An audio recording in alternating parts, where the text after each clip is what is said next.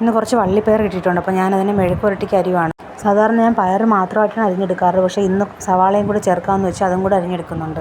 മെഴുക്ക് പുരട്ടുണ്ടാക്കാനായിട്ട് ഞാൻ ഒരു പാൻ വെച്ച് അതിലേക്ക് എണ്ണ ഒഴിച്ചിട്ടുണ്ട്. അപ്പോൾ എണ്ണ ചൂടാകുമ്പോൾ ഞാനിതിൽ ഉപ്പ് മാത്രമേ ചേർക്കാറുള്ളൂ. പയറിൽ വേറെ പൊടികളൊന്നും തന്നെ ചേർക്കാറില്ല. അപ്പോൾ ഇന്ന് കണവ് മീനാണ് കിട്ടിയിട്ടുള്ളത്. അപ്പോൾ എന്നും കറിയല്ലേ വെക്കുന്നത്. അപ്പോൾ അതൊരു ചേഞ്ചിന് ഇന്ന് തോരൻ ഉണ്ടാക്കാമെന്ന് കരുതി. അപ്പോൾ തോരത്തിന് അരപ്പ് തയ്യാറാക്കാനായിട്ട് ഞാൻ 4-5 ചെറിയ ഉള്ളി എടുത്തിട്ടുണ്ട്. പിന്നെ തേങ്ങയും ജീരകവും മുളക് പൊടിയും ചേർത്തിട്ടുണ്ട്. അപ്പോൾ ഇനി സാമ്പാർ ഉണ്ടാക്കണം. അപ്പോൾ ഞാൻ അതിനായിട്ടുള്ള തോരൻ പരിപ്പ് കുക്കറിൽ വേവിക്കാൻ വെച്ചിട്ടുണ്ട്. അപ്പോൾ ഇനി അതിലേക്കുള്ള പച്ചക്കറികൾ അരിഞ്ഞെടുക്കുകയാണ്. പരിപ്പ് വെന്ത് കിട്ടിയിട്ടുണ്ട്. അപ്പോൾ ഇനി അതിലേക്ക് പച്ചക്കറി ചേർത്ത് നമുക്ക് അത് വേവിക്കാൻ വെക്കാം. ഇനി കണവ തോരൻ വെക്കാനായിട്ട് ഞാൻ പാനിൽ എണ്ണ ഒഴിച്ച് കടുകും കറിവേപ്പിലയും ഇട്ടിട്ടുണ്ട്.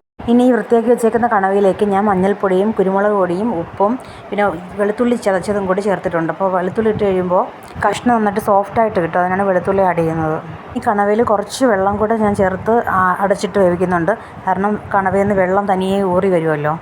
അപ്പോൾ കണവയിലെ വെള്ളം വറ്റി കഴിഞ്ഞപ്പോൾ ഞാൻ അതിലേക്ക് നേരത്തെ തയ്യാറാക്കി വെച്ച അരപ്പ് ചേർത്തിട്ടുണ്ട്. അപ്പോൾ ഇനി ഇതേ സാമ്പാർ റെഡി ആയിട്ടുണ്ട്. അപ്പോൾ ഇനി അതിലേക്കുള്ള പൊടികളാണ് ചേർക്കുന്നത്. ഞാനിതിലേക്ക് മല്ലിപ്പൊടിയും മുളക് പൊടിയും സാമ്പാർ പൊടിയും പുളിയും ചേർത്തിട്ടുണ്ട്. പിന്നെ ഞാൻ ഇതിലേക്ക് മല്ലിയില കൂടി ചേർത്ത് കടുവറുത്തെടുക്കുന്നുണ്ട്. അപ്പോൾ എൻ്റെ ചാനൽ ആദ്യമായിട്ട് കാണുന്നവരാണ് ഒന്ന് സബ്സ്ക്രൈബ് ചെയ്തേക്കണേ. Thank you for watching.